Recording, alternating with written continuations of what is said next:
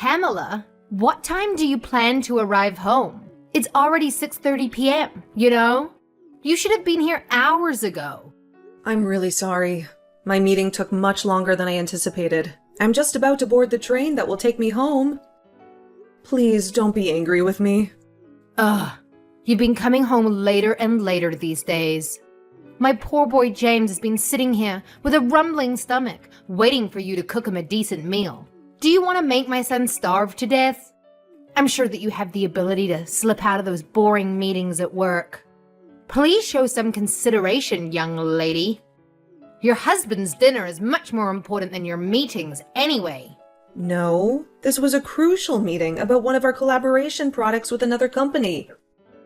I have a lot of responsibility on this project, so there's no way I can leave before the meeting is over. I have to stay until the end and make sure everything is done properly. Stop making excuses just so you can focus on work while neglecting your essential duties as a wife, such as looking after your husband and making him happy. My son has no need for such a lazy and selfish wife. He'll divorce you. I say, divorce. You don't deserve him. Looking after him? Come on. James is a fully grown man, not a baby. He can take care of himself. Plus, he's unemployed right now and spends all of his time at home. He has plenty of time to cook for himself or help you out in the kitchen. Do not talk back to me, young lady. You are being very disrespectful and rude. Sorry. It's going to be a little while longer before I get home, though. So if he's really desperate for something to eat, you're more than welcome to use whatever's in the fridge to make something to eat between yourselves. There's some eggs, cheese, bread, and ham. You can make a sandwich or an omelet or something. What? Do you seriously intend to make your mother-in-law into some cheap imitation kitchen maid? Ugh, have you no shame? I've never heard of such cheek. You are being very ungrateful and inconsiderate. I'll have him divorce you if you're not careful. You are not worthy of being his wife. No, I didn't mean that. I'm sorry. Just forget I said anything. I didn't want to upset you. We won't be waiting for you any longer. Too hungry. He's going to faint. If he doesn't eat soon, we'll find a sushi restaurant or someplace to eat out tonight. So we won't be needing any supper from the likes of you. You can keep your food for yourself. Hold on. Where are you going to get the money for that? You know we're on a tight budget right now. We can't afford to eat out. Oh, good grief. You really are a failure of a wife. My son picked the short straw with you, didn't he? You are a terrible match for him. I'll have him divorce you before long. I mean it. You are ruining his life.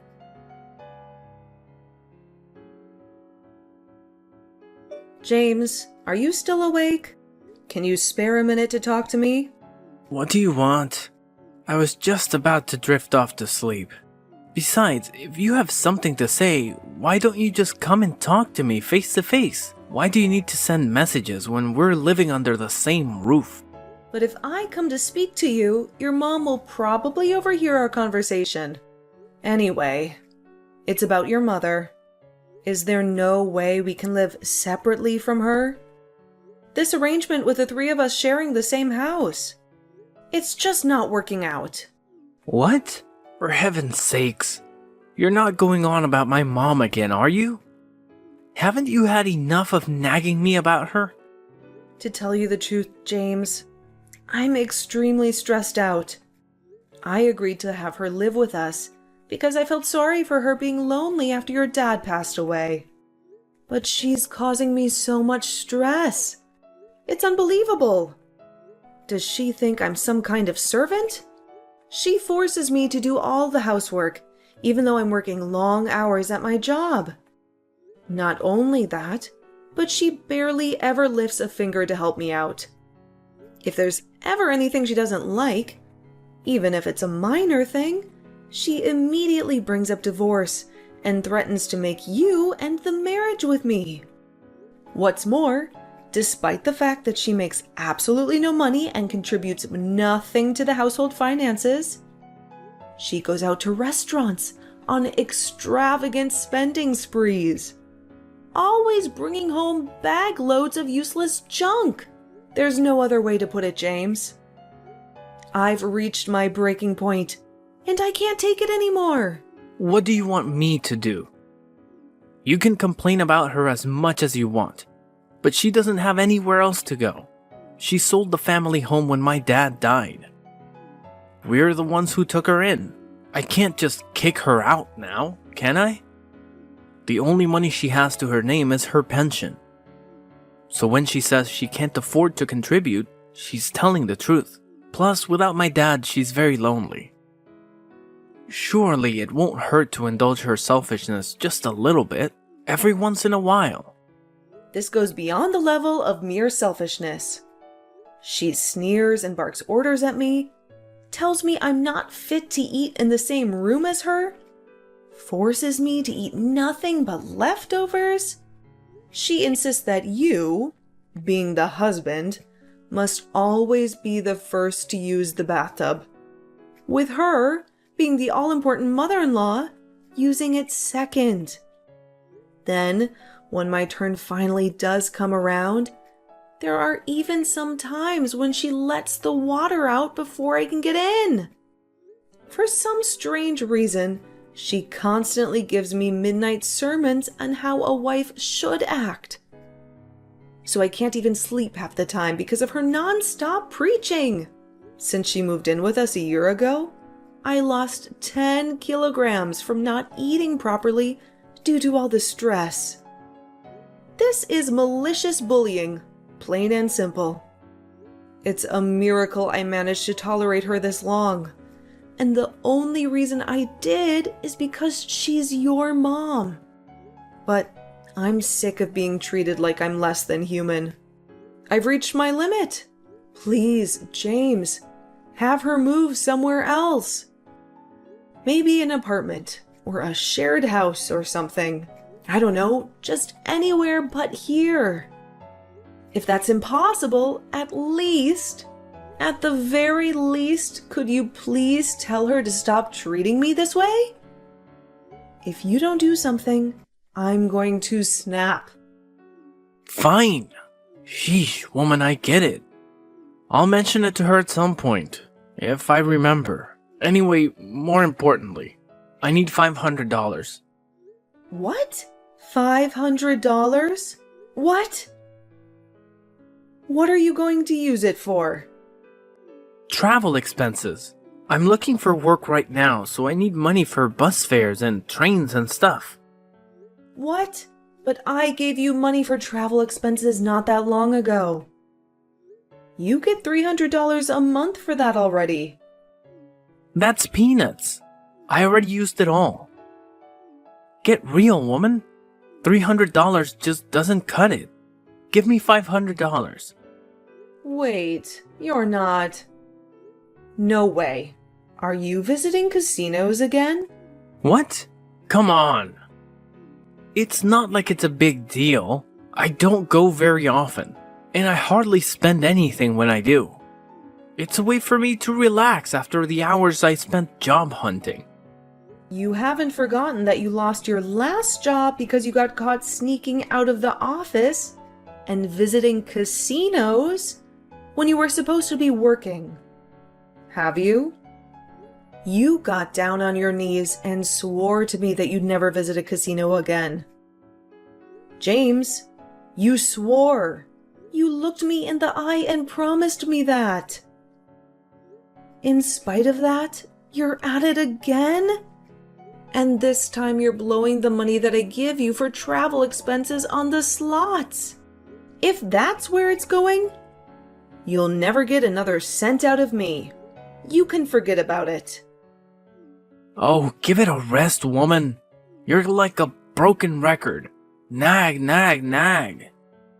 That's all you ever do. It's up to me how I spend my time. Are you saying I'm banned from relaxing? To take my mind off the stress of trying to find a job in this tough economy. Who gave you the authority to do that? The only thing you're good for is bringing in money anyway. If you can't even toss me a few dollars when I'm in a pinch, then what the hell do you bring to the table? What else do you have to offer? What? What does that mean? The only reason I have to work like a dog now is because you got fired for acting like a moron. Job hunting? Give me a break. All you do is laze around on the sofa like a sack of potatoes. You don't even bother to look for work. You just sit there and watch TV all day. Then you have the nerve to spend the money I give you for getting around town on the slots? You have no right to be angry with me. You should be grateful that I'm supporting you. Oh, just button it already. Nag, nag, nag. You think you're so much better than me just because you happen to have a job, don't you? You think you can boss me around and tell me what to do, don't you? Screw this. I'm going to sleep. I don't need to listen to your crap. Wait, James, don't go. We need to talk.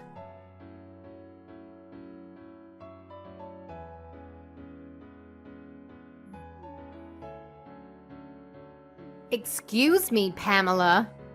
Answer me right now. Don't you dare ignore me. What do you want from me? Can't you see I'm at work right now? I have a lot of things to do, and I don't have time for your nonsense. I want you to stop complaining to James all the time. I want you to stop giving him a hard time because he's having some difficulties finding work. How dare you go whining to him behind my back like a little snake? You really are a spiteful, disrespectful kind of woman. You really have no respect for me and my son. What are you talking about? Don't play dumb with me, young lady. You know exactly what I'm talking about. One thing you don't seem to understand about my son is that he's recharging his batteries right now.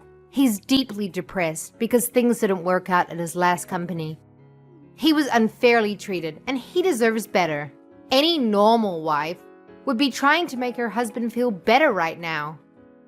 Ugh, but you're far from it. You're actually going on the attack? You're atrocious. You're a devil, I tell you, a devil. You're ruining his life and mine. There's nothing for it but divorce. You need to get out of our lives. The fact that you're messaging me like this now must mean that James just woke up from his hibernation on the sofa and told you about the conversation me and him had yesterday. Right? I bet he told you about what I said about him finding a job and nothing else. Am I right? Ugh, I give up. You two are hopeless. Now you listen to me and you listen well, young lady. You need to make more of an effort to stand up for your husband. You need to have his back. Just because you happen to have a job, that doesn't make you better than him. You're not superior to him in any way. You're his wife, not his boss. Right, sure. I'm sorry. I'm occupied with work right now, so would you be kind enough to tell me off later instead? I'm busy, I have deadlines to meet, and clients to satisfy. Unlike some people, I actually have a career. Oh, good grief. Look at you. A fully grown woman bragging about having a job like it's some kind of special achievement. Tell me, Pamela, what good is a woman who does nothing but work? What kind of a wife are you? What kind of a mother will you be? Oh, and I'll never have any grandchildren with a daughter-in-law like you. How about you fulfill your feminine duties as a wife for a change? How about you cook, clean, and take care of your husband? How about you show some love and affection? I must be the unluckiest, most mistreated mother-in-law in the whole world. Aren't you big enough to admit your wrongdoing and walk away with some dignity? Get a divorce. You don't deserve my son. You're really annoying me now. Would you just shut up for once? You're always nagging and criticizing me. You're always interfering in our lives and trying to control us. What? How dare you? What has gotten into you today? Where did this rebellious attitude come from all of a sudden? Know your place, young lady. Who do you think the mistress of this household is? Who do you think has the final say in this family? If you defy me, I will have my son divorce you. I'll make sure he gets rid of you. You're nothing but a burden and a nuisance. Okay, divorce it is. Huh? What did you just say? Fine, have it your way. I'll divorce him. It's not like I ever enjoyed being married to an unemployed leech who does nothing but sit on the couch all day anyway. Nor do I take any great pleasure in having to share a roof with his parasitic, megalomaniac old hag of a mother who thinks she can boss me around. I'm tossing that egotistical, jobless douchebag in the gutter where he belongs. Divorce! Let's do it. I'm ready. I'm more than ready. I can't wait to get rid of him and his toxic family. Wait, what's gotten into you, Pamela? Is this some kind of joke? Are you being serious? You'd actually go through with it. You see, the thing is, you should have known that there was a limit to how much of your crap I was willing to tolerate. You should have known that I won't put up with your nonsense forever. What? Did you think I was just going to shut my mouth forever? Like an obedient little slave while you hurled abuse at me? Are you and James actually aware of your current positions? What good is a woman who does nothing but work, you ask? How about putting food on the table for you and your waste of a space, man-child of a son? How about paying the bills for you and your useless, freeloading son? How about providing a home for you and your ungrateful, disrespectful son? Who did you think it is putting a roof over your heads? Who do you think it is who's looking after you and enabling your lazy, deadbeat lifestyles? Go on, think about it. This one's really easy. It's me. It's always been me. Oh my God, Pamela. What has gotten into you? This isn't like you at all. You've never spoken to me like this before. It's not that something's gotten into me. It's that you think you can manipulate and take advantage of me and my kindness. You think you can treat me like dirt and get away with it, huh? You're so wrong. Ask yourself, do you think I enjoy feeding, clothing, and providing shelter for a malicious, bullying old hag of a mother-in-law? Do you think I enjoy working hard every day while you sit on your ass and do nothing? The only reason I reluctantly agreed to you living here in the first place was due to my mercy and kindness. I felt bad about you living all on your own after your husband died. I wanted to give you a chance to be part of our family. And this is how you repay me, by walking around like you own the place and treating me like your slave. By interfering in our marriage and trying to control our lives. By threatening me with divorce when you don't get your way. Do you have any awareness of how arrogant and shameless your behavior is? Well, are you going to answer me, you miserable, sponging witch? No, but taking care of your mother-in-law is a decent thing to do. It's the right thing to do.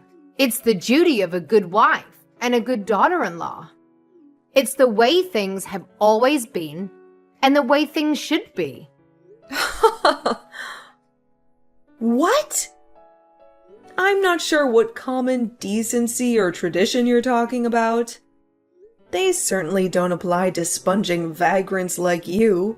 You are also aware that I'm not your daughter, right? Even still, I wouldn't tolerate this from my own mom. So what do you think gives you the right? If you were actually my mom, I'd be just as eager to get you out of my life. In fact, I'd be even more eager, because you'd be an embarrassment and a disgrace to me. No, wait, Pamela. I may not be your mother, but surely this is no way to talk to your mother-in-law. And what on earth is all this coarse, vulgar language, you barbarian? It's just as I thought all along. You are simply not suitable to be my son's wife. It's divorce for you. Divorce. Get out of our house. I already told you I'm divorcing him. However, the only ones who need to get out are you two. What? Why? Seems like you might have forgotten this minor detail, but the place you're currently living in rent-free, like the pair of grotesque, parasitic termites you are, is the apartment I bought back when I was single. It's the apartment I worked hard for and paid for. It's my name on the deed. And it's my apartment. What? Really? No way. You actually forgot? I did tell you before, remember? It was the day you moved in. It was the day I made the biggest mistake of my life. I gave you a thorough explanation about all the details regarding the living situation. Aren't you a little too young to be going senile? Well, now that you mention it, I think I might remember you telling me something along those lines, but you can hardly expect me to remember every conversation we had last year. You can hardly expect me to remember every word you said. The thing is, whether you remember or not makes zero difference to me. Once the divorce is finalized, you and the Sloth King will be packing your things and leaving for good. Because, as I told you, you're living in my apartment. You'll no longer be my mother-in-law, and he'll no longer be my husband. And sadly for you, I'm not the kind of person to let a pair of strangers live like bums in my house. Now, I'll be hitting James with the divorce papers when I get home today. Make sure the two of you get your belongings together, okay? Luckily for you, in my infinite generosity and benevolence, I'm willing to give you until tomorrow evening to get out. Don't think you'll be getting anything to eat, though. Pamela, please just wait. Surely you're not going to divorce him immediately. Today. You don't actually plan on kicking your husband and mother-in-law out on the streets, do you? I simply do not agree. The divorce isn't happening. I won't allow it. What the? Why, have you done a complete 180 all of a sudden? You seem to be happy enough to walk all over me when you thought you could get away with it. You waved around the notion of a divorce like it was your prized family crest, using it as a pretext to say whatever you wanted, whenever you wanted. Then, the moment you realize things are no longer going in your favor, you're suddenly opposed to it. Don't make me laugh. What? You're the one who started all this in the first place. You wanted a fight, didn't you? All I did was give you what you wanted. You should be grateful. Don't you dare try to start to worm your way out of it all of a sudden. And I won't allow it. Who do you think you are? Since when were you the queen? Did I miss your coronation? How about you try cultivating some awareness of your own position for once, and putting a lid on that monstrous mouth of yours? I'm sorry. I'm really sorry. This is all my fault. It's too late to apologize now. I'm dead set on divorce. And nothing can change my mind. Make sure you're gone by tomorrow night. And let me make one thing abundantly clear. There will be no distribution of assets. James, the eternal NEET, has no savings of his own, and we have no shared accounts either. There's no money for him to receive, not a single cent, so don't bother trying to put it in any claims. I would feel bad about throwing you out onto the streets without any clothes. So, I'll allow you to take the bare minimum of clothing and everyday necessities with you. I take it you have no complaints about that if I've made myself clear? Hurry up and get out of my apartment. And take your good-for-nothing son with you. Oh my gosh! Oh, please just wait. We don't have anywhere to live. We sold the family home, and my husband passed. My pension doesn't amount to much either. But James doesn't even have a job. Please. Oh, I see.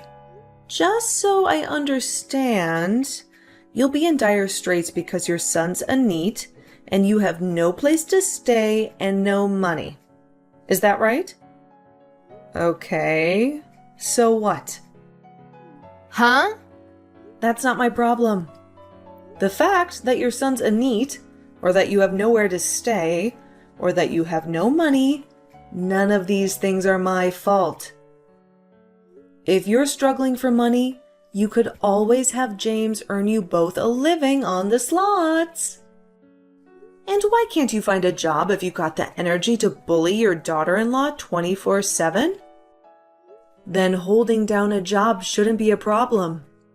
Oh, I saw a local supermarket was recruiting the other day. Do that. Oh my God. God's not going to help you now. Nor is playing the victim. And I mean, please. Is this really any way for a full-grown woman to behave?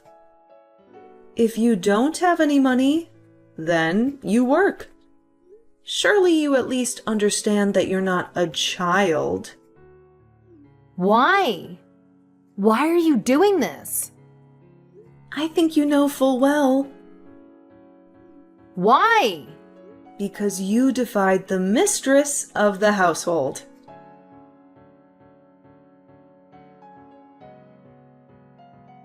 As soon as I stepped into the house after a long day at work, I saw James and his mother-in-law on their knees, blocking my way. They clasped their hands together and cried out in unison, "Please, forgive us for our terrible behavior."